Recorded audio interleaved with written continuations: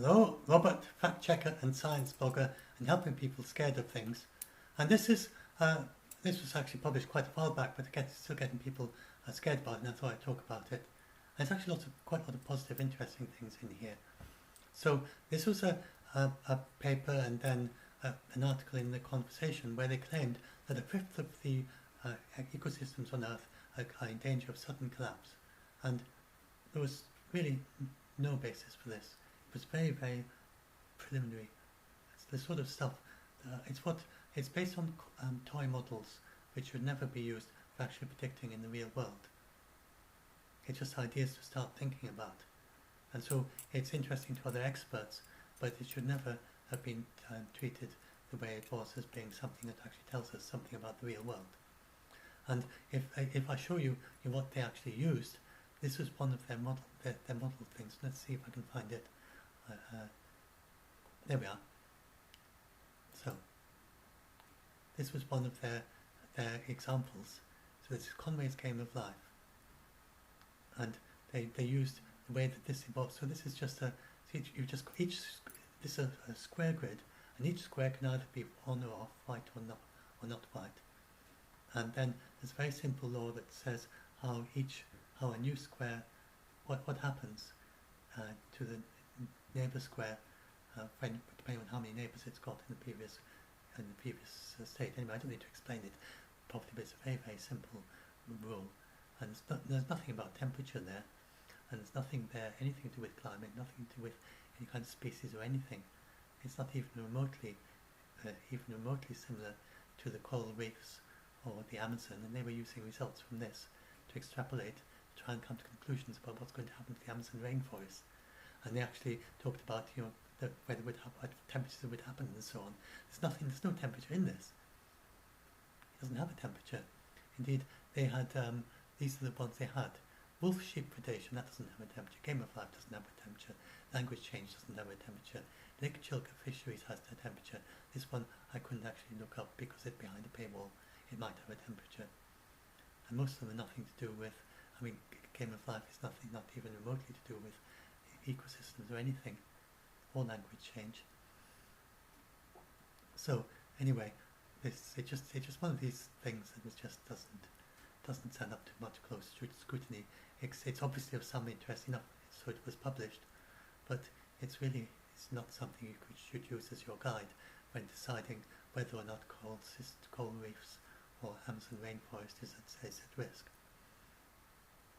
And the author of the summary paper in The Conversation, which hasn't gone through peer review, obviously, he gave the impression that he said things like, there's also more chance of larger system collapses will be triggered at the same time in multiple places, as with the 2019 to 2020 wildfires in Australia. This wasn't ecosystem collapse. Nothing even remotely like it. So, if we just leave that playing, and this is what happened. These were burnt trees. This is what happened to the trees in the rainforest, in the eucalyptus trees, or the bush regeneration after the fires. And these rare orchids springing up that only flower after fires in Australia. Some of these orchids, and this is just regenerating after the fire, not really grown. They just survive the fire and regenerate. And they produce all this. And you can have a listen to that video and find out about it. Yeah, the southern grass tree that immediately started sprouting immediately after the fires. I think these were the first to sprout. And so the fires in Australia, they actually have evolved for at least 60 million years to have this ability to survive fires. And some of them even require fires. Fires are so frequent there that you actually need a fire in order to flower for some of the orchids. So that's not an ecosystem collapsing, that's an ecosystem functioning normally. But those fires were more extensive, but sometimes they are more extensive in Australia. So there are issues to do with climate change. There's issues of the moving of the different habitats around, that they're not the same habitats, no longer suitable from what it was because of climate change. you do have changes. There are things to be thought about here, but this is not an ecosystem collapse. Anyway, don't want to go into detail about that, just little things. So I'm just going to touch on each thing. So now, and you can know about lot more about the bushfires there. And then he said in the Caribbean, coals are going to be replaced by an ossuary of rubble, a rather poetic term, and then it gets just crumbled away. But that's not true at all. What happens is that they get replaced by these barrel sponges. And although they're not quite as biodiverse as a coral reef, still a sponge reef is an interesting place with lots of different species that live there. They're just not quite so. It's like the difference between a tropical rainforest and savanna or some other kind of forest, a dry forest in the tropics. It's that sort of a change that happens when the corals in regions are transitioning away from corals. And actually, so I did a little bit more research into corals for this. So the corals are the only one.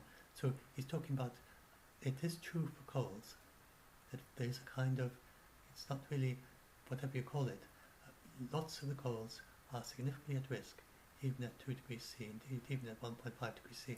Indeed, it's already happening, that you're getting coral bleaching and you're getting transitions. So, but if you can stop it well below 2 degrees C, then we have something like 5% of the corals left, and they can regenerate. And then if we stay at that point, then the coral will adapt, and then the reefs will gradually recover.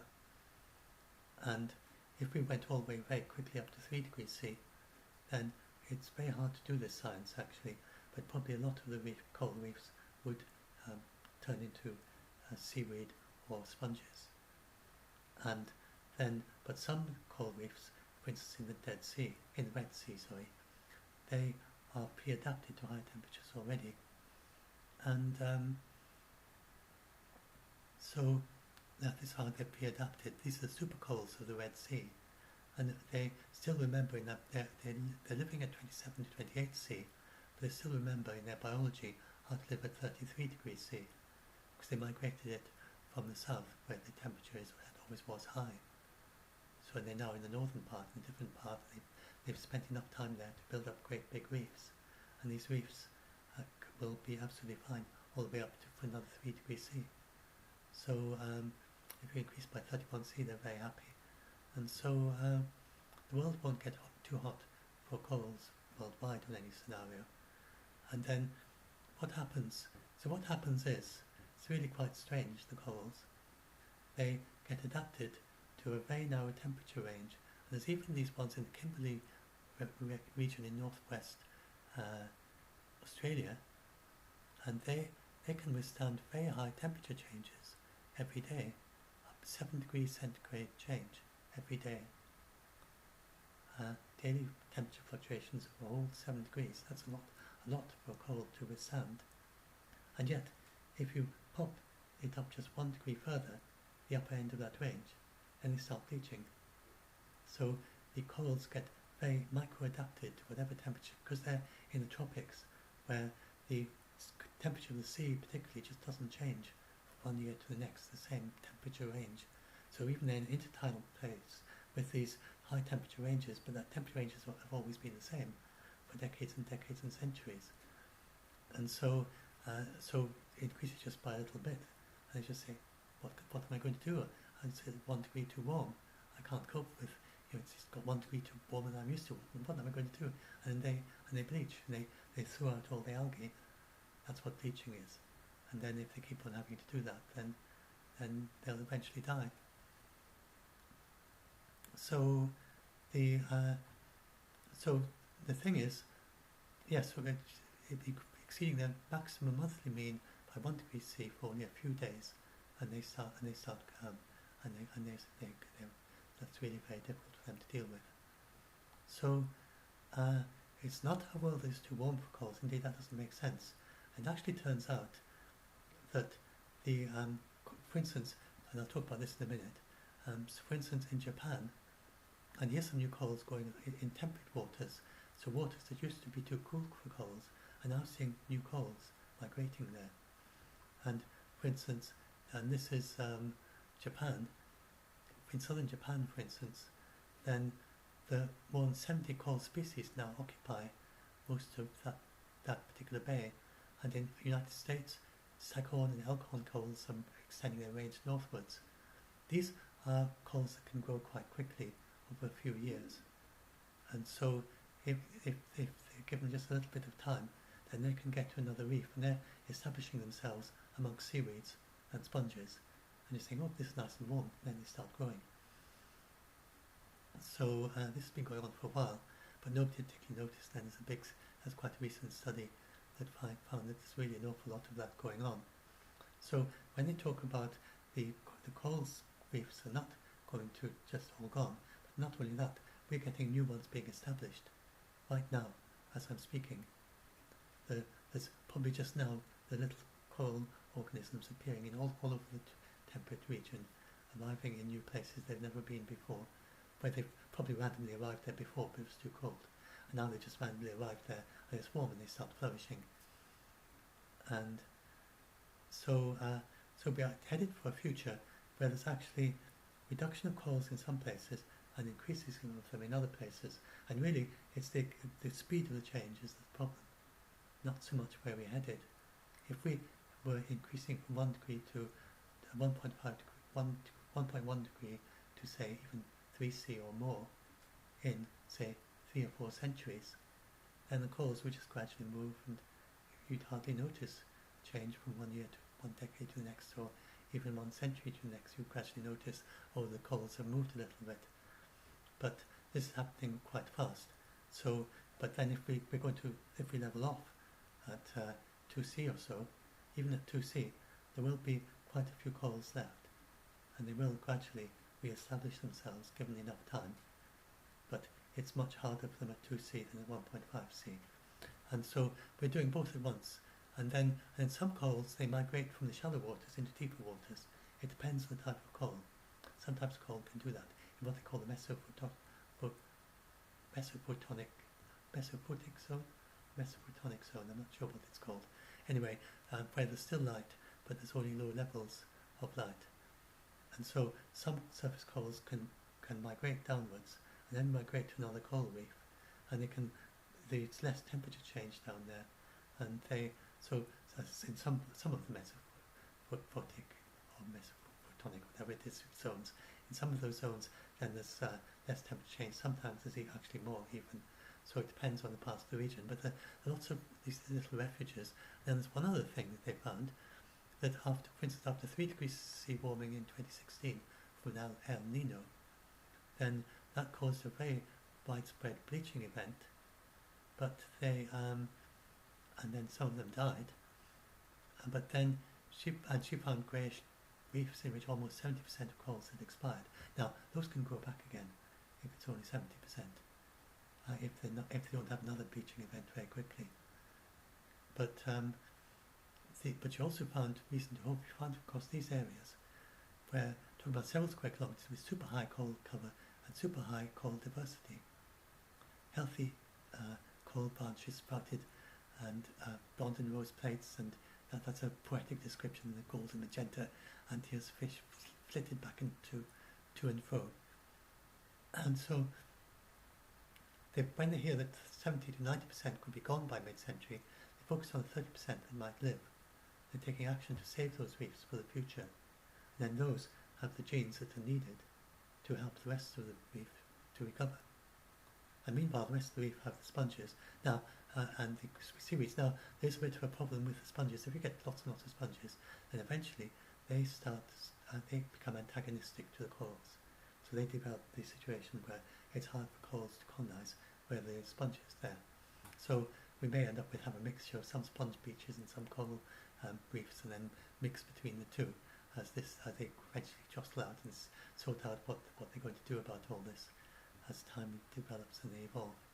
But we're certainly not headed for a future without corals. That doesn't happen in any circumstances. We are headed for a future with corals being significantly affected, but his idea that we'd have a total collapse of all coral reefs it just doesn't match the science of what's happening on the ground. So that's quite important to know. And it's the same thing with the and the Great Coral Reef, it's losing its corals, and it's lots of different reasons why this happens. In the case of the coral reef, it's largely because of mud and fertilizer with too much of the nitrogen in it, and then mud that smothers the corals because of dredging, and they're working on that, and that's making a big difference, and they have a recovery plan. I talk about all that there anyway, and then more about it here. So yeah, I talked a bit more about how this thing just doesn't really work, and it doesn't really apply, not to the real world. And then if you go and look at the Amazon rainforest, it's a very similar situation, that in the Amazon rainforest, then just like they were with coral reefs, they're finding as they study it more carefully that it isn't all going to go at once.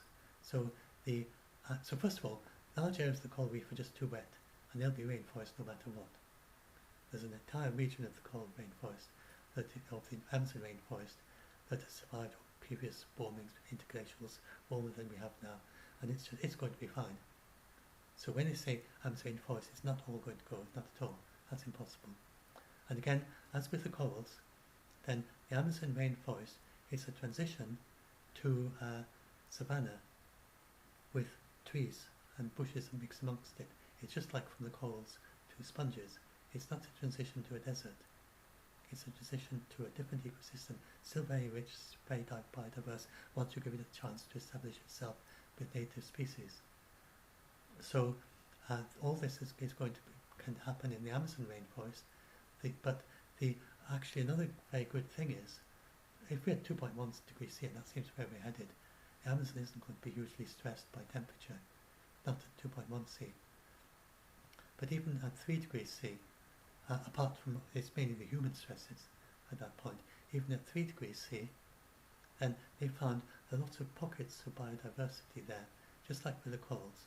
So they would expect that if it did start to transition, it would transition in little pockets, and that's much more resistant. And so the earlier ideas that that if you warm it up enough and it gets dry enough, the entire Amazon is all going to turn into savanna of the areas that are affected, not the whole of it. As I said, part of it will never get too dry, but the bits that could get too dry, that's seems rather out of date now. And if you look at I looked at a big review article about the Amazon, and they said that it's no longer it's very high quality big review of all the research on the Amazon, and they said that these pockets of biodiversity, and then lots of different types of trees and many different species and so on, and it makes it much more resilient than some of the earlier studies made it. And then as we get to a warmer climate, it's not actually uniformly dry or anything like that. You get things like it gets wet in the wet season, dry in the dry season. You get movements so that parts of Africa are actually going to become wetter in the warmer world and more suitable for the rainforest. And in the Amazon it's mainly shifting rather than it actually becoming significantly drier, even at quite high temperature changes. So that's very much like the corals, where the temperate zones become more suitable for corals. In Africa, depending how warm it gets, it could get to the point where parts of South Africa can establish tropical rainforests if the people there were to encourage it. So it's really quite that's quite interesting how this all works. So how much am I going to be talking about? So yes, that was the bit about how you see that is a shift from there to there, and from there with actually increasing these green areas. Green areas are totally stable, and they can't even transition away. If you let it go wild, it becomes a rainforest. That's what those green areas mean. If you let it go wild, no matter what you do to it, eventually it's going to restore as a rainforest. Whereas bistable areas, then depending on what we do, and then so that is how it is now, and that's how it is late 21st century. If it increased by, and that was with a 5 degrees C increase, we're not headed for anything like that. Even with a 5 degrees C increase, you have large area bistable. The area that was previously stable remains bistable, which means it's not going to go and change to be dry if you don't really significantly stress it. And you still have large areas that are completely stable. It actually increases in some areas become stable than weren't before. And then entire areas in Africa, southern Africa, those, if if you look at the previous bit in that map, which I won't bring it up right now, but those areas become stable, but there never was any stable, totally stable, but no matter what you do, it restores as rainforest. There wasn't any in Africa like that before, and will be, at least with this. This is a very rough approximation of what's going to happen, but we're not heading that far because we're only headed for 2.1C. Now this is another one that you might be interested to click through and have a read about. This is about how Brazil, then this is a reasonable just projection on the way things are going at the moment, based on the transition to more. The thing is that Brazil has, this is all the areas in mega hectares, and this is the where's the pasture, this is the agriculture region, and they're actually they're expecting the pressure to be, and then the grey is available. I have to read that first, and then maybe I'll give a video talk about that one separately. But what's happening? I can't remember how to read that paper, that table. But anyway, the in Brazil, then they have they have rather inefficient agriculture with only one cow per, where you would have two in the United States.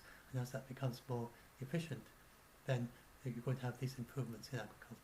You're going to have the reducing the pressure on the rainforest, and that should happen sometime in 2020s, because the agriculture is improving. It's improving faster than the increase in demand on the products from the agriculture. So expect gradually parts of it to become get to the point where it's actually some of the former agricultural land starts getting abandoned, as has already happened with the eastern rainforest along the Atlantic coast in Brazil, where parts of the land there are becoming abandoned. It's a different type of habitat. It's a dry forest. But in the rainforest, it's a kind of reasonable projection that going through in the 2020s, we'll start to see a reduction in the pressure on the rainforest because the farmers don't need it anymore. And then we can start regenerating the rainforest and mixing it in with the farms.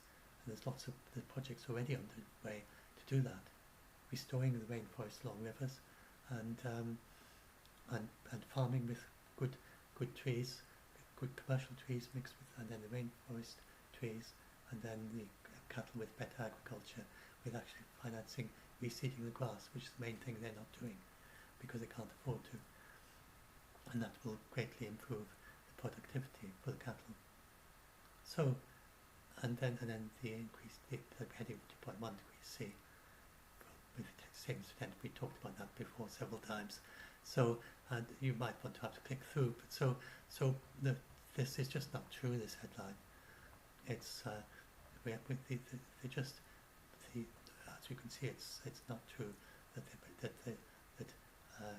only the ecosystems are based on gradual collapse, and not collapse to an ossuary of bones or anything like that, but a collapse, but a transition to sponges and seaweeds, and then a possible. But there's also other areas where it's transitioning from seaweeds to corals, so it is going both ways. And then it just doesn't apply, and it's just he doesn't have any temperatures in any of his models, so the idea of trying to apply that to any particular temperature doesn't make sense anyway, and the models are just so simplistic, they don't really apply, and they're rather like they're very simple, just 2 or 3 species type models, and that was really what the models were like for the early models for the Amazon rainforest transition, and they had a similar effect to what he's discovered there. And so, but then as you look at more detail, in more detail, they found all these pockets of resistance, and they found that you don't get this sudden transition, and that it's much more gradual than they thought it would be. And so when you have places of very high biodiversity, you're much less likely to have something like that happen anyway. And that's basically the main thing. That's one of the things he's presumably not really taken account of there, because its models are just too simplistic to capture that level of complexity. Anyway, but presumably it's of interest to experts. I'm not saying it's a bad paper. It's more the way it was publicised, and I think the way you promoted it in the conversation, as if it was really telling something about the real world. It's a toy model. You just take that with a big pinch of salt. You can't really apply something like that in that far-reaching way. And all this stuff is much more. Look at what the real scientists and the actual specific, like, this is what you need to look at. And then you need to look at, that's the IPCC Special Conference on the Ocean and Cryosphere. They are a good source if you want to look at what's happening in the oceans. That's the most recent, really thorough, systematic review. So they're a good one to use as a starting point. But and then, yeah, anyway, hopefully you've got lots of some quite interesting things to pull up, some good reading, especially if you're knocked down, as many of you are in the United Kingdom, and maybe you've had to stop your job, you need a bit of reading. I've got lots and lots of links to lots of things to search and read up about positive things, and maybe some of this will be of interest to you. So, and to help you see that actually things are really quite positive, and lots of positive things happening. It's not just clouds, and it's not just it's not just big fluffy clouds and rainbows. I'm not saying like that. We are in a very serious situation. Oh yes, click through to that one, and then I'll show you that image. I thought that was an image I could maximise. Yeah, I'll just maximise that image. So there we are. So the optimistic that we're heading for 2.1C anyway, and it's really only the corals, and then we can bring that way down. This is just the pledges so far, and we've got the rest of. They've got a big conference in the end of 2021. We can expect more pledges and commitments with that, and then we can expect many countries to overachieve on their commitments, and then especially with increasing technology, which we can't predict at present, there's likely to be big reductions in solar panel prices, for instance. We can't count on that yet, but it's very likely to happen, and that will lead to be much easier to make even bigger pledges in mid-2025 and then in 2030 and so on. So it's basically there's a huge amount of positive that's going on, and I hope it helps some of you to be a little bit more positive about all this. So and I've uploaded another video which about all the positive things that are actually happening in 2021.